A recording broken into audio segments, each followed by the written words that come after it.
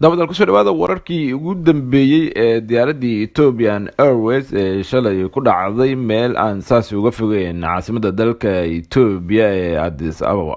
wararkii ugu dambeeyey ayaana sheegaya in diyaaradda nooceedu ahaa Boeing 737-8 Max ay ahayd nooca diyaarado cusub ay soo saartay shirkadda diyaaradaha Boeing in cilado farsamo awgeed ay u dhacday.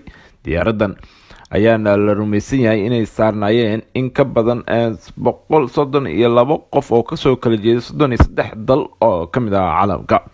ilaa iyo haddana lama ogo sababta keentay burburka diyaaradda, hase yeeshee waxaa socdo dadaalo lagu doonaya in lagu helo sanduuqa madoob ee duubacodka. diyaaradan ayaana la rumaysan yahay inay ku burburtay Bijova ama Derby Ziona oo 50 kilomitir koonfur ka xigta caasimadda Ethiopia.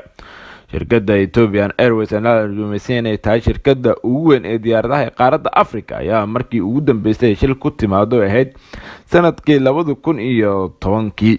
liiska dalalka ay u dhashay dadkan ayaana la soo shaaciyay iyagoo 32 Kenyan yihiin, 18 Canadian, 9 Ethiopian, 8 ee u dhashay dalka China, 8 u dhashay dalka Talyaaniga, 8 u dhashay Mareykanka, 7 British ah, 7 Faransiiska iyo 6 u dhashay dalka Masar. sidoo kalena 5 qof ayaa ka soo jeeday wadanka Netherlands, halka 4 ka mid ahna ay haysteen baasaboorka UN-ka.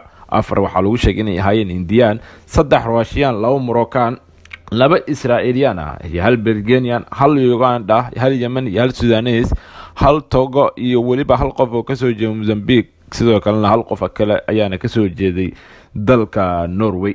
ilaa iyo haddana wax jawaab ah kama soo bixin shirkadda diyaaradaha Ethiopian Airways, walow ay sheegtay in la baarayo diyaaradan iyo sababaha keentay inay dhacdo iyadoo oo kaliya hawada ku jirtay wax ka yar 10 daqiiqadood. diyaaradan ayaana ahayd duulimaadkeeda Addis Ababa iyo Nairobi, iyadoo ku sii socotay caasimadda dalka Kenya ee Nairobi.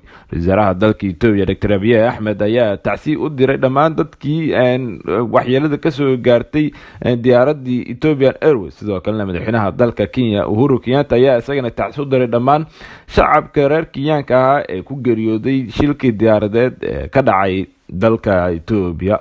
sidoo kalena shirkadda Boeing oo ah shirkadda soo saarta diyaaradahan ayaa sheegtay in cilada farsamo ee keentay in diyaaradan ay dhacdo ilaa iyo hadda aan la xaqiiqinin, walow ay noqonayso diyaaradii labaad ee dhacdo muddo 4 bilood gudaheeda oo nooceedu yahay Boeing 737-8 Max oo ah nooca diyaarado cusub ay soo saartay shirkadani.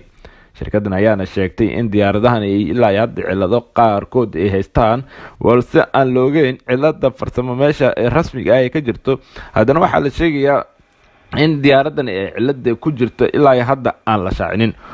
dadka u xundulula dhanka duulimaadida ayaa ka digaya in la raaco diyaaradahan cusub ee soo saartay shirkadda Boeing 737 Max loo yaqaano, iyagoo sheegaya in cilada farsamo ay keeni karta in diyaaradan ay hawada intii ay ku jirto aan la xakameyn karin haddii ay ku timaado cilado.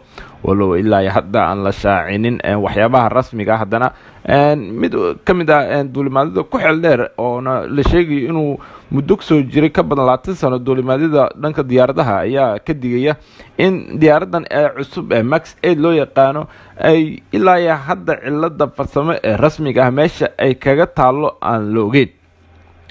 khubarada duulimaadida ayaana sidoo kale ku howlan baaritaanka waxa sababay shirkan. sidoo kale waxaa la sheegaya ilaa iyo hadda in diyaaradihii dhammaan ee la midka ah shirkadda diyaaradan ee Boeing 738 Max dhammaantood ba laga joojiyay duulimaadida hawada inay galaan.